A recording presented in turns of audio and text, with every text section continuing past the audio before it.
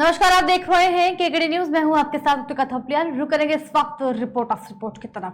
Samajwadi party ने रामपुर लोकसभा उपचुनाव के लिए आज प्रत्याशी के नाम का ऐलान कर दिया है। सपा नेता आजम खान ने पार्टी पदाधिकारियों की बैठक के बाद खुद प्रत्याशी के नाम का ऐलान किया। लोकसभा उपचुनाव में समाजवादी पार्टी ने आसिम रजा को मैदान में उतारा है। आसिम रजा ने नामांकन दाखिल कर दिया है, तो वहीं रजा के सामने भारतीय जनता पार्टी ने घनश्याम लोधी को प्रत्याशी घोषित किया है। घनश्याम लोधी ने भी सोमवार को नामांकन दाखिल किया। जानकारी मिल रही है कि कांग्रेस उपचुनाव नहीं लड़ेगी। हालांकि कांग्रेस से दो नेताओं ने नामांकन पत्र खरीदे हैं। आसिम रजा सपा विधायक आजम खान के करीबी हैं और आजम खान कार्यकर्ताओं और प्रत्याशियों के साथ सपा प्रत्याशी का नामांकन दाखिल कराएंगे। सूत्रों के अनुसार समाजवादी पार्टी ने उम्मीदवार को लेकर पूरी तरह से आजम खान के ऊपर ही छोड़ दिया था।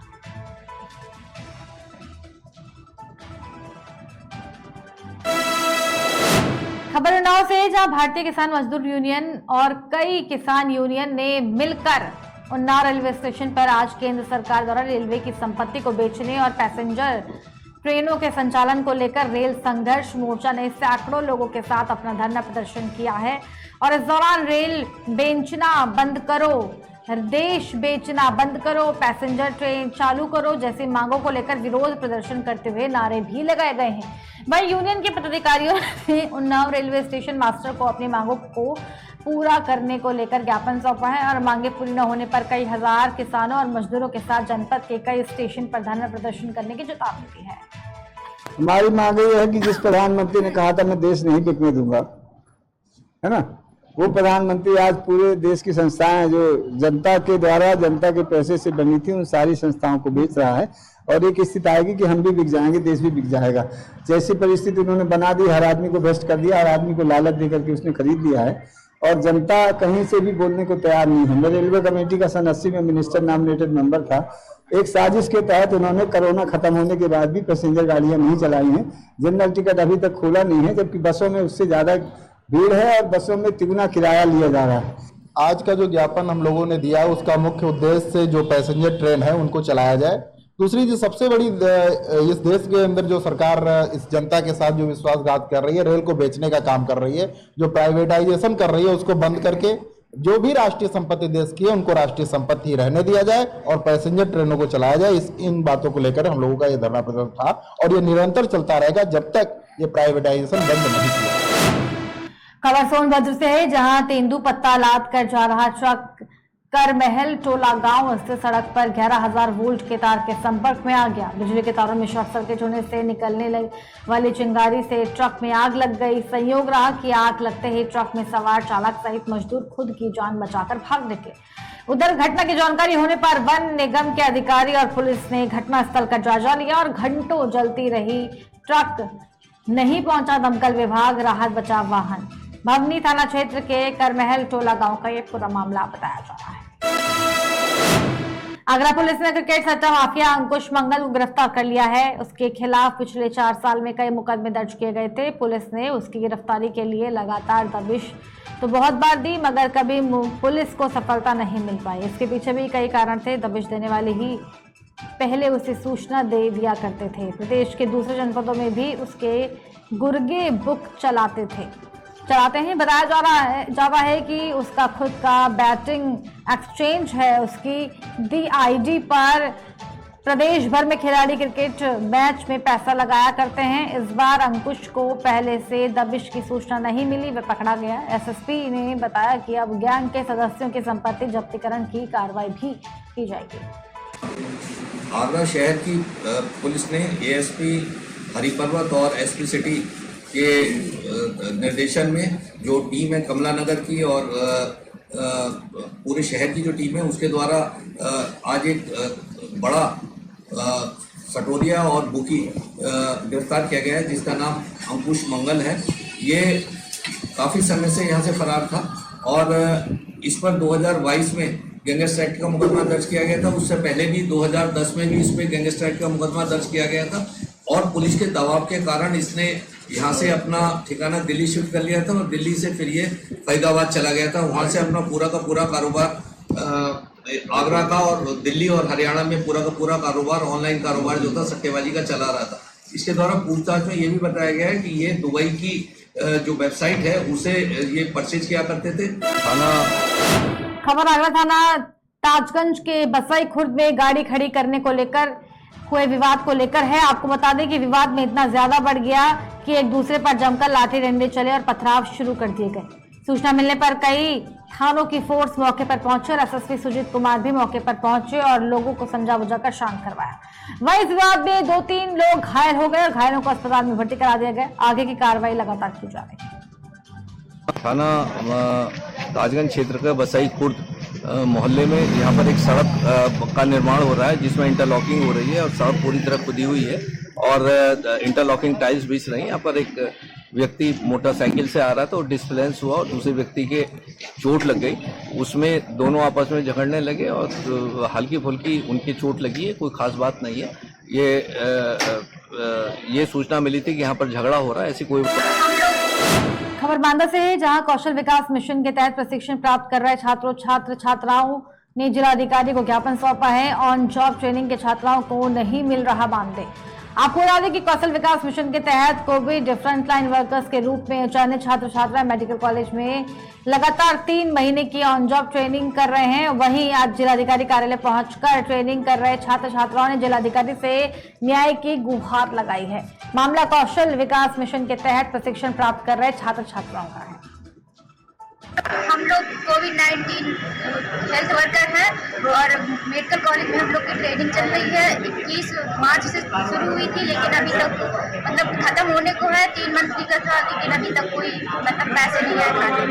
हम लोग कौशल विकास मिशन के अंतर्गत विकास भवन से ऑन जॉब ट्रेनिंग के लिए कोविड फ्रंट लाइन वर्कर के रूप में चयनित हुए थे, जिनकी ओजीटी ऑन जॉब ट्रेनिंग वर्तमान में 21 मार्च से मेडिकल कॉलेज बांदा में चल रही है। खबर अमरोहा के थाना आदमपुर क्षेत्र के गांव गुरेचा खादर से है, जहां एक वृद्ध व्यक्ति को तेज रफ्तार से आ रही इको कार ने टक्कर मार दी। घायल को सीएससी में भर्ती कराया गया। इलाज के दौरान वृद्ध की मौत हो गई। थाना अध्यक्ष राम प्रकाश शर्मा ने बताया कि आरोपी के खिलाफ मुकदमा दर्ज हो गया है। उधर परिवार वालों का रो रो कर बुरा हाल। मृतक को पीएम के लिए भेज दिया गया है। भारी भरकम तनख्वाह मिलने के बावजूद भी डॉक्टर सरकार द्वारा जारी की गई गाइडलाइन को ताक कर रख रहे हैं।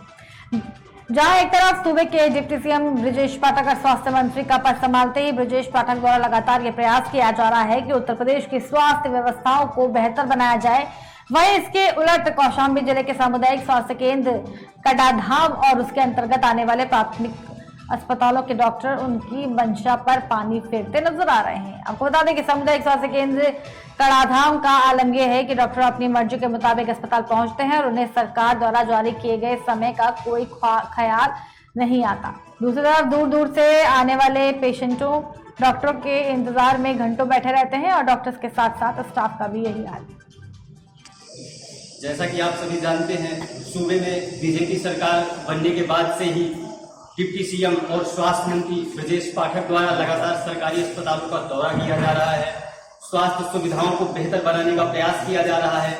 वहीं इसके उलट सूबे के कौशाम्बी जिले में स्वास्थ्य व्यवस्थाएं बिल्कुल से चौपट नजर आ रही है। मैं इस वक्त मौजूद हूं कौशाम्बी जिले के सामुदायिक स्वास्थ्य केंद्र सीएससी कड़ा में, जहां की डॉक्टरों के आने की कोई टाइमिंग नजर नहीं आती है। समय तकरीबन 8:45 हो रहे हैं। अभी तक मैं दिखाना चाहूंगा कि जो सीएससी के अधीक्षक हैं उनका चेंबर अभी खाली है, डॉक्टर अब भी यहाँ मौजूद नहीं है। बात करें कर्मचारियों की तो स्वीपर को जिस वक्त मैं आया था लगभग 8:15 बजे के आसपास, स्वीपर के अलावा यहाँ कोई स्टाफ मौजूद नहीं था। ऐसे में ये जानना जरूरी है कि यहाँ की व्यवस्थाएं किस हिसाब से चलती हैं, डॉक्टर्स कितने समय पे आते हैं, मरीज जो आते हैं वो रहते हैं और वापस चले जाते हैं। अभी बीच में मैंने देखा 1-2 लोग यहाँ आए थे जिनको यहाँ स्वास्थ्य लाभ लेना था और डॉक्टर ना होने की वजह से वो बेचारे लगभग 1.5 से 2 घंटे से बैठे हैं। आइए यहाँ कुछ पेशेंट मौजूद है, मैं उनसे बात करता हूँ, जानने का प्रयास करता हूँ कि वो किस लिए आए हैं यहाँ पे। हाँ चाचा, क्या नाम है आपका? पीतम्बर जी, ये बताइए आप यहाँ किस लिए आए हैं? रेबीज का इंजेक्शन लगवाने आए। कब से आए, कितना समय हो गया आपको? 1.5 घंटे। 1.5 घंटे से आए हैं, तो क्या आपका इलाज यहाँ नहीं हुआ? कहाँ से आए हैं आप? लगभग कितनी दूरी होगा यहाँ से? जैसा कि आप देख रहे हैं लगभग 10 किलोमीटर से ये आए हैं यहाँ पे रेबीज का इंजेक्शन लगवाने, और इनको डॉक्टर साहब आपको मिले? डॉक्टर साहब नहीं मिले। आप समझ सकते हैं कि ये 1.5 घंटे से 10 किलोमीटर दूरी से यहाँ अपने इलाज के लिए आए हैं और यहाँ डॉक्टर साहब उपलब्ध नहीं है। ऐसे में ये जानना जरूरी हो जाता है कि आखिर डॉक्टर साहब क्यों नहीं है। हम और कुछ लोगों से बात करना चाहेंगे। क्या नाम भैया आपका? स्वीपर कम चौकीदार। डॉक्टर साहब कितने बजे आते हैं यहाँ? डॉक्टर साहब के चैम्बर में है, कमरे में है, यहाँ नहीं बैठे हैं, तो इनका इलाज कौन करेगा? नहा खा के कभी आते हैं। अच्छा, ये 1.5 घंटे मतलब नहा धर कर कितने बजे तक आ जाते हैं? मैं नहीं जानता अपने उसमें, मैं अपने काम से मतलब। अच्छा, आप ये जानते हैं कि डॉक्टर साहब कमरे में? हाँ, ये नहीं जानते कि यहाँ कितने बजे आते हैं? हमारा जैसा कि आप देख रहे हैं यहाँ के स्टाफ द्वारा गोल मोल रवैया अपनाया जा रहा है डॉक्टर को लेकर के कि वो कितने बजे आते हैं, क्या है, कोई स्पष्ट जवाब नहीं दे पा रहा है। कौशाम्बी से मैं कुलदीप द्विवेदी, केकेडी न्यूज।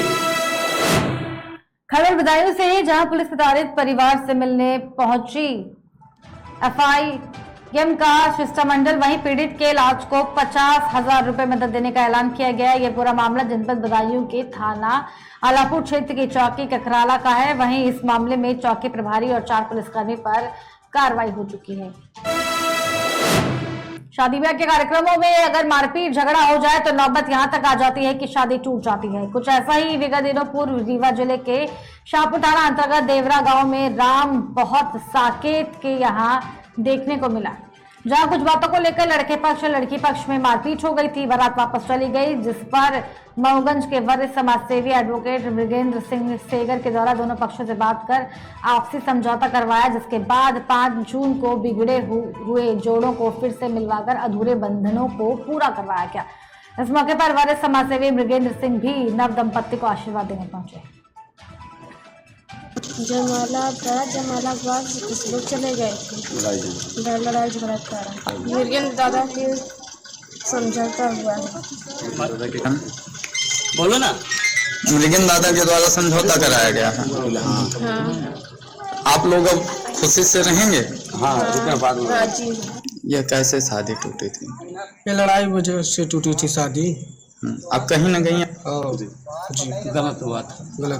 अब आप अच्छे से रखेंगे? हाँ, अच्छे से रखेंगे। मामला ये कि बारात के दौरान कुछ दोनों पक्षों में विवाद हुआ, इस वजह से दूरियां बनी और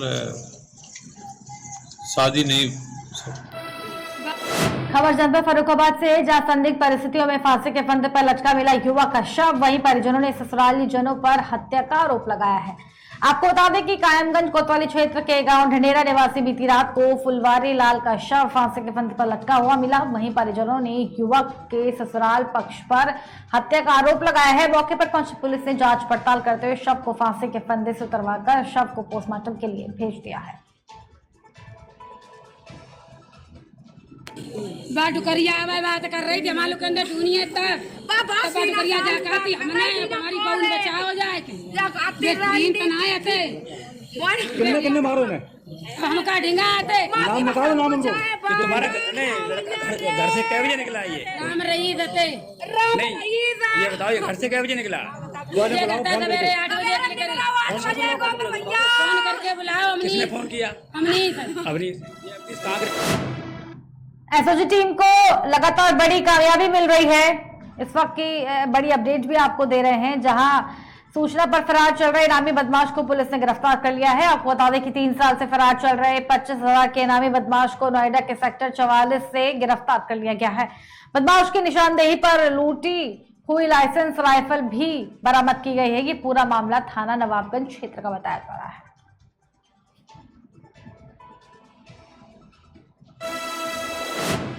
सफाई कर्मचारियों की दबंगई सामने आई है। एक सफाई कर्मचारी ने कंप्यूटर ऑपरेटर को जमकर पीटा है। आपको बता दें कि 2 माह से वेतन न मिलने से गुस्साए सफाई कर्मचारियों ने नगर पंचायत कार्यालय में घुसकर कंप्यूटर ऑपरेटर की जमकर पिटाई शुरू कर दी है और मारपीट के बाद गुस्साए सफाई कर्मियों ने कंप्यूटर तोड़कर मेज पर रखे अभिलेख भी फाड़ डाले। वहीं कंप्यूटर ऑपरेटर अनुराग कुमार की सूचना पर पहुंची पुलिस मामले की जांच पड़ताल में जुट गई है। यह पूरा मामला कस्बा नवाबगंज क्षेत्र में स्थित नगर पंचायत कार्यालय का है। खबर अन्नाव से, जहां पुलिस बढ़ते अपराधों को रोकने में नाकाम साबित हो रही है। बेखौफ अपराधी लगातार एक के बाद एक अपराधों को अंजाम दे रहे हैं और आज एक बार फिर एक 13 वर्षीय किशोरी का अपहरण करके उसकी बेरहमी से हत्या कर उसको रेलवे ट्रैक पर फेंक दिया गया। घटना है कोतवाली बांगरमऊ क्षेत्र की, जहां रविवार को अचानक दरवाजे से लापता हुई दलित किशोरी का रक्त रंजित शव रेलवे ट्रैक पर मिला है और 13 वर्षीय किशोरी के शव मिलने से इलाके में सनसनी फैल गई है। सूचना पर पहुंची बंगरमऊ थाना पुलिस ने शव को कब्जे में लेकर पोस्टमार्टम के लिए भेज दिया है और एसएसपी उन्नाव ने बताया कि सभी नामजद आरोपियों के खिलाफ मुकदमा दर्ज कर लिया गया है। जल्द ही मेडिको लीगल कार्रवाई करके आरोपियों को जेल भेजा जाएगा। ग्राम भिखारीपुर रुल, जो कि बांगरमऊ का एक गांव है, यहाँ पर एक 13 वर्ष की लड़की की हत्या करने की बात प्रकाश में आई है। इस मामले में एफआईआर दर्ज कर लिया गया है। जो लोग नामजद कराए गए हैं उनकी गिरफ्तारी का प्रयास किया जा रहा है और जल्दी इस मामले में पुलिस तहकीकात करके जो भी दोषी व्यक्ति है उनकी गिरफ्तारी करके सभी मेडिको लीगल कार्रवाई। सोनभद्र के शक्तिनगर पुलिस को बड़ी कामयाबी हाथ लगी है। बीते दिनों में हुई एनटीपीसी आवासीय परिसर में लाखों की चोरी का खुलासा क्षेत्र अधिकारी प्रदीप सिंह चंदेल ने किया। पुलिस ने 2 चोरों के पास से लाखों का माल बरामद किया है। पुलिस ने चोरों के निशानदेही पर एक कार सहित लैपटॉप, चांदी के सिक्के, मिक्सर आदि सामानों को बरामद किया है। आज से लगभग 1 महीने पहले 8/9 मई की रात में एनटीपीसी के एम्प्लॉय के घर में चोरी हुई थी, जिनके यहाँ से एक Chevrolet car, laptop, hair dryer और मिक्सर आदि कई सामानों की चोरी हुई थी। चोरी पुलिस के लिए चुनौती के रूप में पुलिस ने इसको लिया था, क्योंकि जिस चोर उसी घर में चोरी करके और उनकी गाड़ी पर ही सभी सामान को रख के और लेके चले गए थे। तभी से शक्तिनगर पुलिस इसमें लगी हुई थी। आज इनके द्वारा एक बहुत ही अच्छा काम किया गया है। इन चोरों को बीती रात दुधी चुहा के पास से गिरफ्तार किया गया है। खबर चित्रकूट से है, जहां रैपुरा वन क्षेत्र अधिकारी द्वारा जंगल की संपत्ति बेचने का मानिकपुर के समाजसेवी ने गंभीर आरोप लगाया है। पूरा मामला रैपुरा वन क्षेत्र अंतर्गत मदना वन रेंज का है, जहां पर वन क्षेत्र अधिकारी और वन दरोगा की मिलीभगत से करीब 3 किलोमीटर पुरानी लंबी पत्थर की खाकरी को दूसरी जगह दिखाकर नए पत्थर का भुगतान कराया गया। यह जानकारी रिटायर्ड वन विभाग के बाबू चंद्र मोहन द्विवेदी दे रहे हैं। वहीं आप वीडियो में देख सकते हैं कि किस प्रकार जंगल के मिट्टी और जंगल के पत्थर का तोड़न कराकर रेंजर द्वारा बेचा जा रहा है। रैपुरा रेंज में ग्राम अग्रहुआ का मजरा है, मंदना, वहाँ पे क्या है कि जो वहाँ के रेंजर और वहाँ का दरोगा द्वारा जो खखरी लगानी चाहिए, नई खखरी बनना चाहिए, तो खखरी जो लगी हुई थी उसको वहाँ से पत्थर निकाल के दूसरी जगह लगा के और नई खखरी दिखा के उसका पेमेंट इन्होंने करा लिया। और इसी तरह वहाँ पे जो है मुरुम का काम कराते हैं। जंगल में एक जगह मुरुम खुदवा के और करीब 20 टाली मुरुम बेचा इन्होंने। इसी के बगल में जो है वहाँ खदान लगा रखा है, वहाँ पत्थर तोड़वा के बेचते हैं। ये काम कौन करा रहा है? ये वहाँ का रेंजर रैपुरा। खबर मथुरा से है, जहां गोवर्धन एसडीएम के यहां कार्यरत कर्मचारी की दबंगई अपने ही गांव के करीब गरीब लोगों के साथ देखने को मिली। कर्मचारी ने अपने गांव के ही गरीब परिवार के लोगों से मारपीट की, जिसके चलते महिला और पुरुष को काफी चोट आई है। वहीं पीड़ितों ने बताया कि एसडीएम के यहां कार्यरत होने से पुलिस भी उसके साथ मिली हुई है। पीड़ित महिला ने बताया कि लहरेश उन्हें आए दिन धमकी देता है कि उसकी पहुंच हर जगह है, मैं तुम्हें जीने नहीं दूंगा। अब देखना होगा कि योगी के राज में ऐसे ही दबंग अपने रुतबे का फायदा उठाकर गरीब लोगों को प्रताड़ित करते रहेंगे या पुलिस इन लोगों पर शिकंजा कस पाएगी। ये जो आपकी चोट आई है, आप हॉस्पिटल आए हो, किसने मारपीट की, क्या मामला है? ये हरिचंद सन ऑफ दामोदर, लहरे son of Damodar, Tara son of Damodar और शिबू सन ऑफ दामोदर, इन लोगों ने मिलकर के हमला किया एकदम, और लाठी डंडा फरसा बंदूक निकाल के लाए। आए दिन दारू पी के गाली देता लहरेश कुमार, कहता सबको खरीद लूंगा, खाना खरीद रखा है मैंने, पुलिस खरीद रखी है, सब खरीद रखी है। लहरेश कहाँ का निवासी, क्या करता है? चौड़ा का एसडीएम का स्टैंड हुआ है।